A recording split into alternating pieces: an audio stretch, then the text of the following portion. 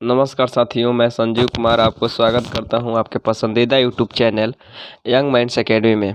आज की इस पार्टिकुलर वीडियो में हम लोग बात करेंगे नेक्स्ट टॉपिक पे, क्योंकि ऑलरेडी इसका 4 लेक्चर आप लोगों को हम प्रोवाइड कर चुके हैं। अगर आप लोग उन सभी वीडियो को मिस किए हैं तो आप प्लेलिस्ट में जाकर उन सभी वीडियो का एक प्लेलिस्ट बना हुआ है, आप वहाँ से जाकर देख सकते हैं। यहाँ पे फिजिक्स, केमिस्ट्री, बायोलॉजी और मैथ का एक बेहतरीन टीचर के साथ एक बेहतरीन तरीके से एक सिस्टमेटिक तरीके से कंप्लीट सिलेबस कराने के गारंटी के साथ स्टार्ट कर दिया गया है। तो आप पहली बार अगर इस चैनल पर आए हैं तो आपसे रिक्वेस्ट है कि आप चैनल को सब्सक्राइब कर लीजिए, बेल आइकन को ऑन कर लीजिए, क्योंकि नए वीडियो के अपडेट सबसे पहले आप तक पहुँचे। और वीडियो को लास्ट तक देखिए। अगर आपको वीडियो अच्छा लगे तो वीडियो को लाइक कीजिए, वरना डिसलाइक कीजिए। और अगर आपको कोई भी प्रॉब्लम आए तो कमेंट में आप ज़रूर बताइए। तो चलिए बिना देर किए हुए आज के वीडियो को हम लोग स्टार्ट करते हैं। आज की इस वीडियो में हम लोग नेक्स्ट पॉइंट दर्पण के बारे में पढ़ेंगे, जिसे इंग्लिश में मिरर बोला जाता है। तो सबसे पहले आखिर हम लोग समझेंगे कि दर्पण क्या होता है या कितने प्रकार के होता है। तो दर्पण एक वस्तु है, पदार्थ है, जिसके अगर एक भाग को रंग दिया जाए, पेंट कर दिया जाए, और दूसरे भाग को हम लोग अगर एक चमकीला सतह बना दें, तो ऐसे पदार्थ या वस्तु को हम लोग दर्पण कहते हैं। कहने का सेंस यह है कि अगर वह कोई भी पदार्थ हो जिसके एक भाग अगर रंगा हुआ हो, कलई किया हुआ हो, पेंट किया हुआ हो, जिसके दूसरा भाग चमकीला भाग हो, वैसे पदार्थ को हम लोग या वस्तु को हम लोग मिरर कहते हैं। मिरर आप लोग देखे होंगे कि जो आईना हम लोग सजने संवरने के लिए यूज करते हैं, जिसमें हम लोग चेहरा को देखते हैं। दर्पण को, उस मिरर को आप लोग कभी देखे होंगे, तो उस मिरर के एक भाग रंगा हुआ रहता है, पेंट किया हुआ रहता है, और दूसरा भाग जो होता है वह बिल्कुल चमकीला भाग होता है। तो यहाँ पे माइंड में एक क्वेश्चन आता है कि आखिर दर्पण में दूसरा भाग रंगा हुआ क्यों रहता है। तो यहाँ पे आप लोग को हम बता दें कि अगर दूसरा भाग रंगा हुआ नहीं रहेगा तो हम लोग इसमें अपने चेहरे को एक स्पष्ट तरीके से नहीं देख सकते, क्योंकि हम लोग का यहाँ प्रतिबिंब नहीं बनेगा। लाइट इस साइड से आएगा और दूसरे तरफ क्रॉस कर जाएगा। इस लाइट क्रॉस न करे, हम लोगों का उसमें एक पर्टिकुलर प्रतिबिंब बने, इमेज बने, इसलिए दूसरे भाग को रंग दिया जाता है, ताकि प्रकाश जो आए, क्योंकि आपको ऑलरेडी हम बताए हैं कि किसी भी वस्तु को देखने के लिए प्रकाश सबसे इम्पोर्टेंट है। तो प्रकाश जब आए, दूसरे भाग ना निकले, एक इमेज बन सके, तो इसीलिए दर्पण के दूसरे भाग को हम लोग रंग देते हैं, पेंट कर देते हैं। चलिए इसे लिखकर एक पर्टिकुलर डिफिनेशन के साथ दोबारा आपको समझाने की कोशिश करते हैं।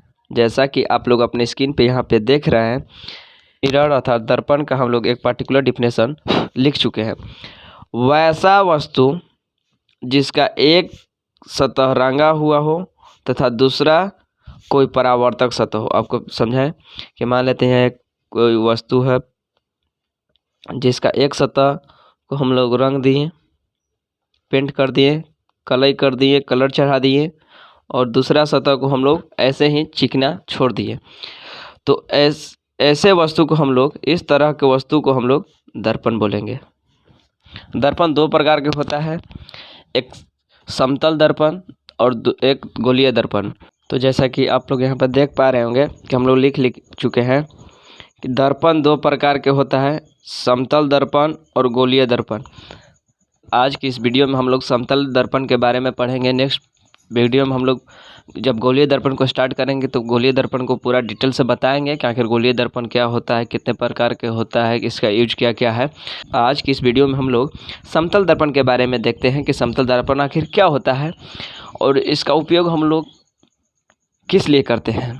समतल दर्पण एक ऐसा दर्पण है जिसका परावर्तक सतह जो चिकना सतह होता है, जिसे हम लोग पेंट नहीं करते हैं, वह बिल्कुल समतल हो। वैसा दर्पण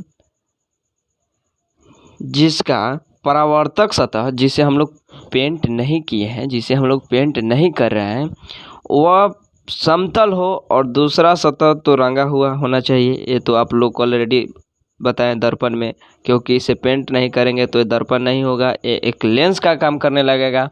तो दूसरा सतह तो कलई किया हो तभी दर्पण कहलाएगा। दर्पण आखिर कब कहलाएगा? जब उसका दूसरा जो सतह है, एक जो भाग है, उसे पेंट किया हुआ, रंगा हुआ, कलई किया हुआ हो, रंग चढ़ाया हुआ हो, तभी उसे हम लोग दर्पण बोलेंगे। बस अंतर ये है कि समतल दर्पण किसे कहेंगे। बाबू आपको एक सिंगल शब्द में हम बता दें कि समतल दर्पण वैसे दर्पण को बोलेंगे जिसका परावर्तक सतह, जिसे हम लोग कलई पेंट नहीं कर रहे हैं, वह भाग एक समतल होना चाहिए। देखिए एक समतल है, बिल्कुल समतल है, वैसे दर्पण को हम लोग समतल दर्पण बोलेंगे। तो चलिए समतल दर्पण का एक पार्टिकुलर डिफिनेशन हम लोग यहाँ पे लिखकर आपको दोबारा समझाने की कोशिश करते हैं। तो यहाँ पे आप लोग समतल दर्पण का एक प्रॉपर डिफिनेशन अपने स्क्रीन पे देख पा रहे होंगे। समतल दर्पण, जिसे इंग्लिश में प्लेन मिरर बोला जाता है, वैसा दर्पण जिसका परावर्तक सतह समतल हो, समतल दर्पण कहलाता है। जैसा कि आपको यहाँ हम बताएं, दोबारा एक बार फिर समझाने की कोशिश करते हैं, आप समझने की कोशिश कीजिएगा। यह एक कोई दर्पण है जिसका दूसरा दर्पण आखिर कब बनेगा? फिर से मैं बता रहा हूँ, आखिर दर्पण कब बनेगा?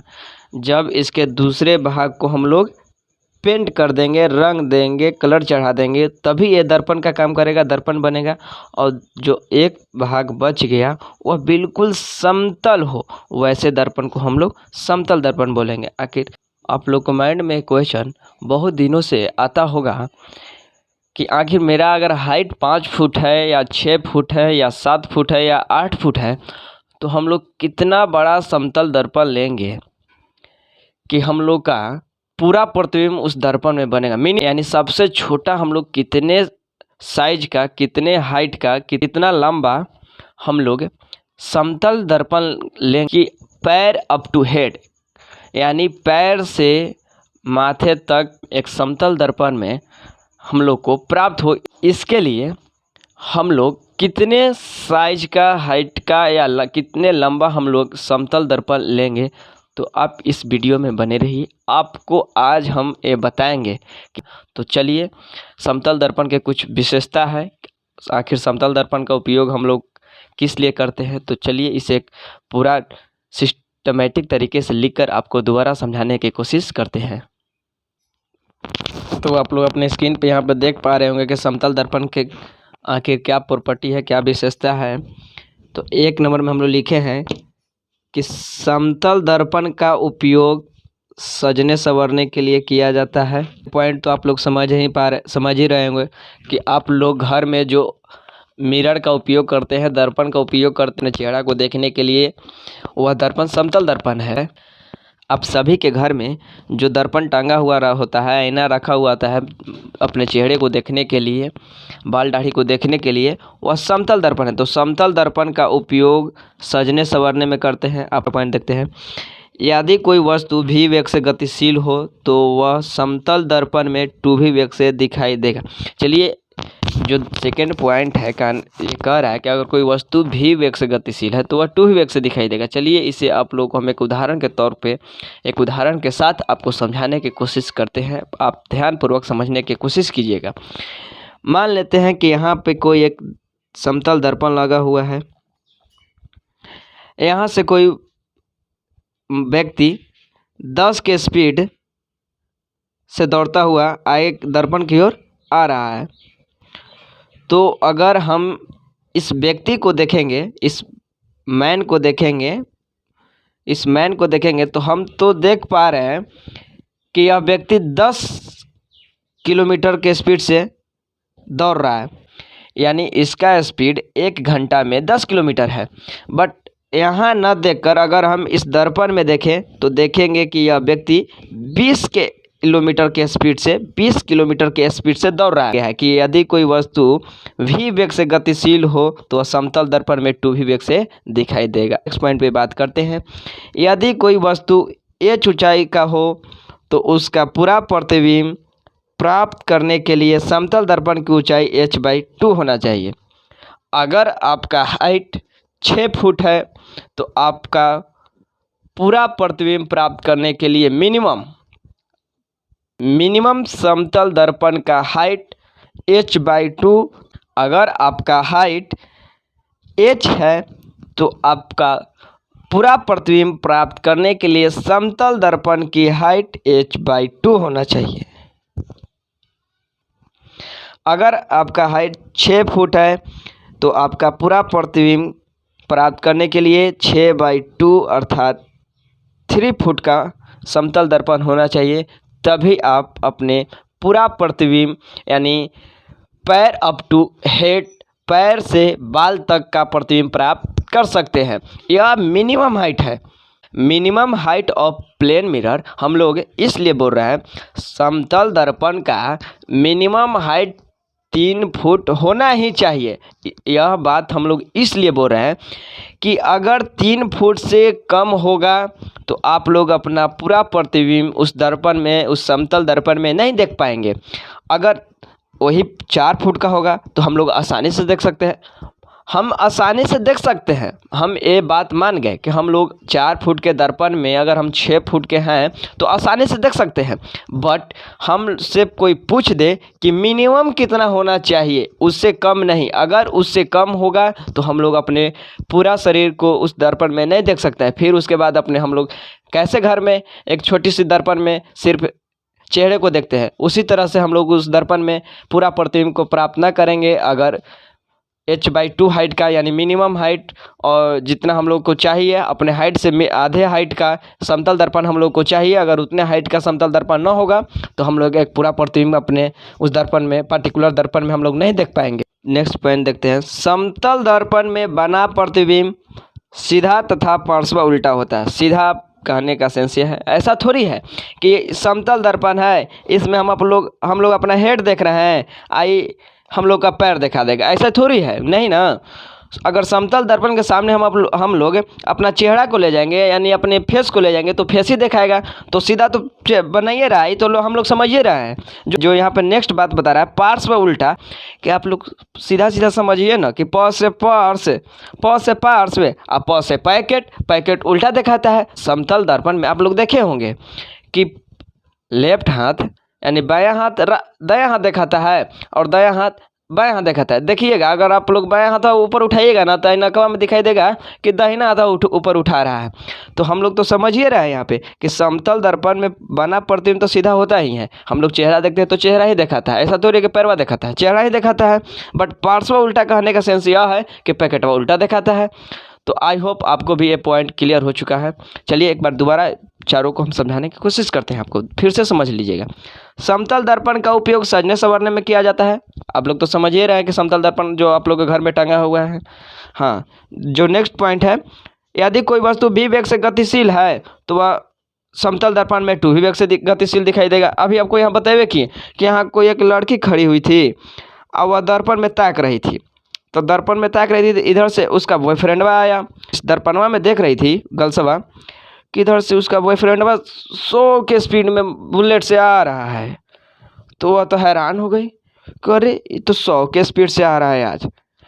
तो उधर ताक दी, जब इधर ताकी तो देखा कि अरे ये तो 50 के स्पीड से आ रहा है। हम तो हैरान हो गए कि इधर 100 के देखा कि हमारा पगलाइए दिया। तो उसने तुरंत बोला कि यहाँ तू सीधे दोगुना दिखाता है, ये 50 से आ रहा था तो 100 से दिखा दिया। तो लड़कियां बोली कि अच्छा तोरा में एगो गुण है कि कोई अगर 50 के स्पीड से आ रहा है ना तो तू ओकरा 100 से दिखाई देगा, तो ओकरा हमरा 100 के स्पीड से दिखाई देगा। यानी चलिए अगला पॉइंट को आपको समझाते हैं। यदि कोई वस्तु h ऊंचाई का हो तो उसका पूरा प्रतिबिंब प्राप्त करने के लिए समतल दर्पण का ऊंचाई h/2 होना चाहिए।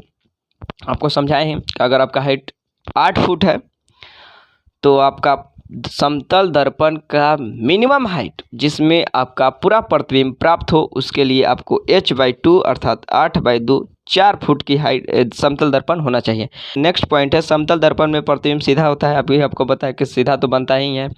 पार्श्व उल्टा कहने का सेंस है कि पैकेट उल्टा, लेफ्ट हैंड को राइट हैंड को लेफ्ट हैंड।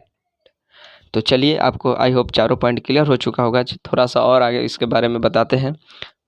आप लोग यहाँ पर नेक्स्ट पॉइंट एक देख रहे हैं कि यदि 2 समतल दर्पण को एक दूसरे के समानांतर रखा जाए तो उनमें बनने वाले प्रतिबिंब की संख्या अनंत होती है। चलिए इस पॉइंट को भी हम आपको एक न्यूमेरिकल के तौर पे न्यूमेरिकल के साथ आपको इस कॉन्सेप्ट को क्लियर कर देते हैं। जो आपको हम एक पॉइंट बताने जा रहे हैं, आप लोग ध्यान से समझने की कोशिश कीजिएगा, क्योंकि यह एक ऐसा पार्टिकुलर पॉइंट है जिससे लगभग ऑलमोस्ट सभी एग्जाम में क्वेश्चन एराइज होता ही होता है। आप लोग से रिक्वेस्ट है कि आप लोग इस पॉइंट को एक अच्छे तरीके से समझने की कोशिश कीजिएगा। आप लोग यहाँ पे एक नोट पॉइंट देख पा रहे होंगे कि जब दो समतल दर्पण को थीटा डिग्री पर झुकाया जाता है तो प्रतिबिंब की संख्या 360 बटा थीटा माइनस 1। हम इस 1 को एक घेरा में घेर देते हैं। तो आप लोग बोलिए कि आप इसे एक को घेरा में क्यों घेरे? तो देखिए यहाँ पर पढ़िए, अगर यहाँ पे 360 बटा थीटा का मान सम आए तो एक को घटाना है और विषम आए तो एक को नहीं घटाना है।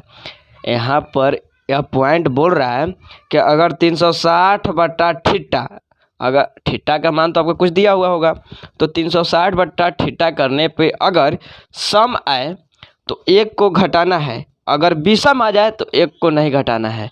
तो हम लोग यहाँ से एक बात तो खुद ही कह सकते हैं कि सम आने पे एक घटाएंगे, यानी सम मान लेते हैं 8 में से हम लोग एक को घटाएंगे तो 7 आया। ठीक, 7 प्रतिबिंब हम लोग को प्राप्त हुआ।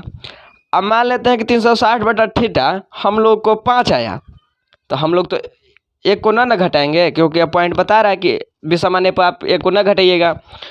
तो इन दोनों पॉइंट से हम लोग को एक बात क्लियर हो गया कि जब भी दो समतल दर्पण को थीटा पर झुकाएंगे ना, तब प्रतिबिंब की संख्या हम लोग को हमेशा विषम ही प्राप्त होगा। क्योंकि देखिए 5 भी एक विषम संख्या है और 7 भी एक विषम संख्या है। यहाँ पे एक पॉइंट हम लोग खुद एराइज कर सकते हैं कि जब दो समतल दर्पण को थीटा डिग्री पर झुकाए हैं तो उसमें बनने वाली प्रतिबिंबों की संख्या विषम होता है। चलिए इस एक न्यूमेरिकल के साथ आपको समझाने की कोशिश करते हैं, आप समझने की कोशिश कीजिएगा। यहाँ पे एक न्यूमेरिकल है, जब दो समतल दर्पण को थीटा डिग्री के कोण पर झुकाया जाए या रखा जाए तो उनमें बनने वाले प्रतिबिंबों की संख्या। तो सॉल्व करते हैं, आप लोग देखिएगा। प्रतिबिंब की संख्या बराबर, अभी आपको हम यहाँ पर फॉर्मूला बताएं कि 360 बटा थीटा माइनस 1।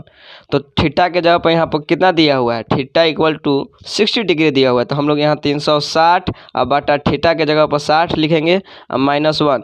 इसे काटेंगे, 6 मराते कट गया। तो 6 देखें, काटने के बाद देखेंगे कि 6 सम है कि विषम। तो हम लोग यहाँ देखें कि सम है, तो यहाँ पीछे बताया था कि अगर सम होगा तो एक घटा देना। तो सम है 6, तो 6 में से घटा दिया कर, मतलब कि यहाँ पर प्रतिबिंब की संख्या कितना आ गया, 5 आ गया।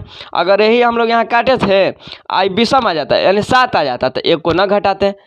तो चलिए आप लोग के हम न्यूमेरिकल देते हैं, उस न्यूमेरिकल को सोल्व करके कमेंट में आंसर बताइएगा। आपको एक क्वेश्चन दिखाई दे रहा होगा कि यदि दो समतल दर्पण को 45 डिग्री पर रखा जाए तो उनमें बनने वाले प्रतिबिंबों की संख्या क्या होगा। कि आप इस क्वेश्चन को सोल्व करके इसका आंसर कमेंट बॉक्स में ज़रूर दीजिएगा। तो चलिए, मैं उम्मीद करता हूँ कि आपको ये सेशन समझ में आया होगा। अगर आपको कहीं भी कोई प्रॉब्लम हो तो आप कमेंट में बताइए, क्योंकि कमेंट में बताएंगे तभी तो आपका समस्या का समाधान हम कर पाएंगे। अगर आप कमेंट में बताएंगे तो किसी भी तरीके से हो सकता है मैं अपना पर्सनल नंबर दे दूं या किसी अन्य माध्यम से आपको जो प्रॉब्लम आया है उस प्रॉब्लम को सॉल्व करने की कोशिश करेंगे। वीडियो अच्छा लगे तो वीडियो को लाइक कीजिए, कमेंट कीजिए। चैनल पर नए आए हैं तो चैनल को सब्सक्राइब कर लीजिए। तब तक के लिए बाय, थैंक यू।